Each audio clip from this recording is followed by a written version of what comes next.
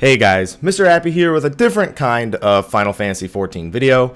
Today, I want to discuss something that's been around for a long time, and that's the stigma that Dragoons are all bad.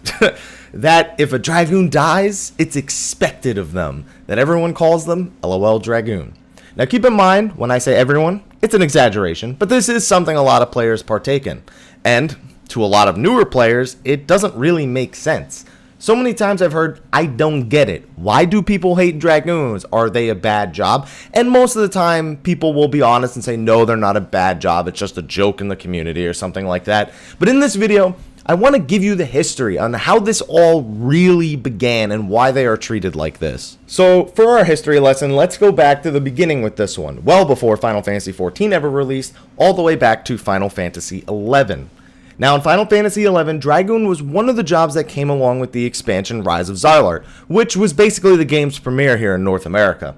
On the surface, the job looks really cool. It's a lance-wielding warrior, it's got powerful jumps, and most importantly, a pet wyvern, which is a little dragon, it's a little tiny dragon. Who didn't want that? Well, unfortunately, the job would succumb to just being a little underwhelming for much of its existence. Early levels of Dragoon was actually pretty good. In fact, most of the leveling experience, Dragoon actually was pretty good.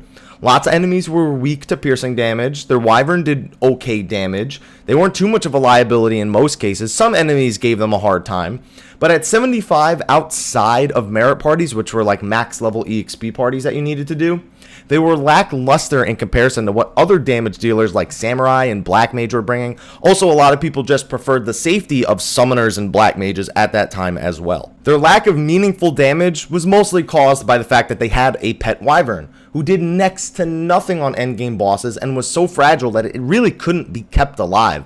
And in order to keep Dragoons, I guess I'll say balanced, even though Final Fantasy XI was anything but that word, they did less damage because they had this pet. The main user, the Dragoon, had to do less damage to keep it balanced with the fact that they had a pet wyvern.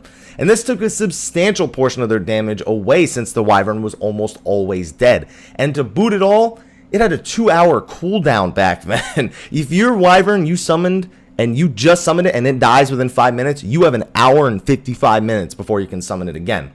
Eventually, the wyvern was reduced to, I believe, a 20-minute cooldown, and Dragoons were given substantial buffs to their abilities. They were given new things that they could learn at max level in order to better use the breath attacks of their wyverns, but by that time, Samurais, Warriors, Dark Knights had all but taken over damage dealing for the majority of the game. Monks too had even risen to prominence in things like salvage. It was just, they were, don't get me wrong, they were phenomenal at soloing if they used a sub job that was a mage job. And it's not like they were dreadful and no one should play them, like they were just that utterly bad, especially if they had some good gear.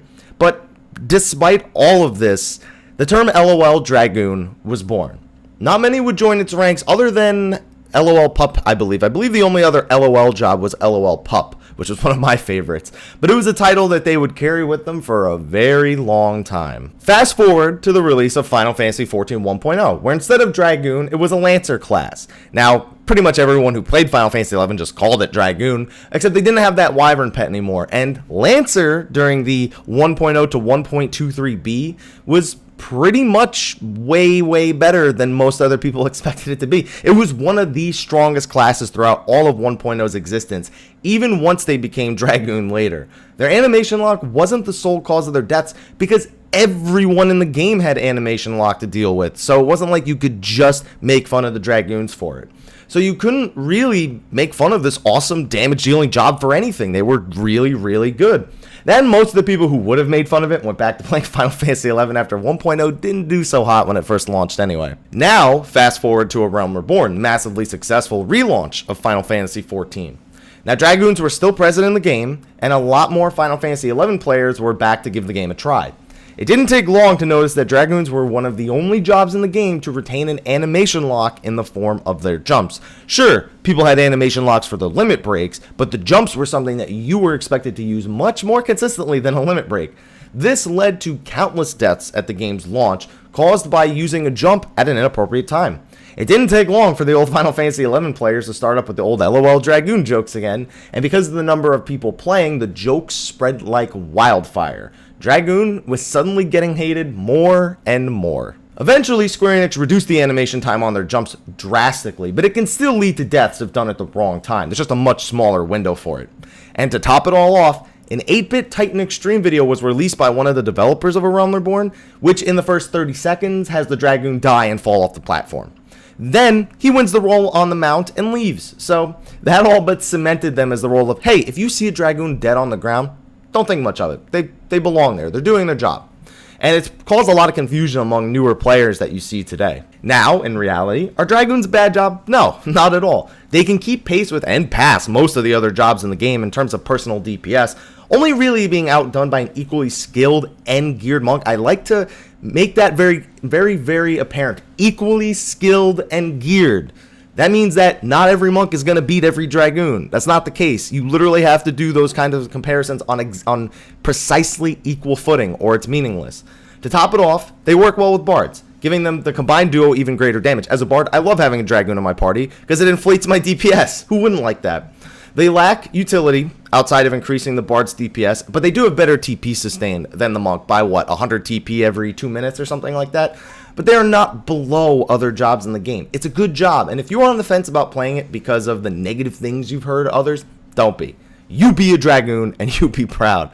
But anyway, guys, hopefully that clears up a little bit about why Dragoons are hated and why it's really undeserved for the most part. And even if it is just a joke, it does confuse some of the newer players, so I really wanted to make that video. Be sure to like, favorite, subscribe, and share for more Final Fantasy XIV videos, guides, whatever. Check out the rest of my channel as well, and I will talk to you guys later. Take care.